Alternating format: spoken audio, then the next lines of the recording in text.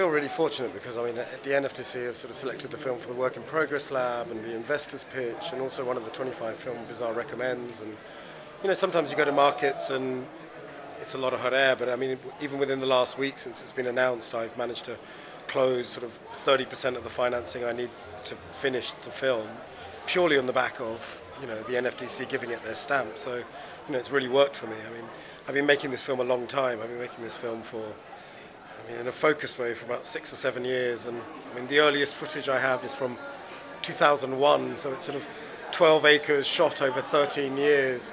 So yeah, it's been really great so far. I mean, it's day one and I'm already super happy and it's really working well. And, you know, I think it's incredibly well organized, you know.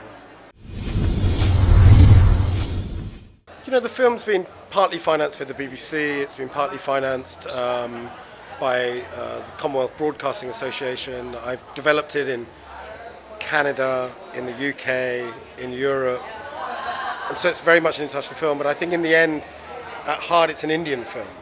And the response I get from Indian audiences and from Indian industry people just is really reassuring because, you know, in the end, it's about what India is today, which is increasingly global and increasingly interconnected, and that's what my film's about. It's about my big fat Punjabi family spread all over the world, working out what to do with our land back home in Punjab. And so I think it's been really great to sort of come to India and have the NFTC give it that stamp and for it to just be working so well because it, you know, in the end it's an Indian film. I mean I know I'm a stupid NRI, but hopefully, you know, I've kind of learned to be less of a stupid NRI in the last 5-6 years of living in India. So for the NFTC to give it that stamp is great. And the fact that funders and broadcasters and distributors are responding so well is just really heartening. Yeah.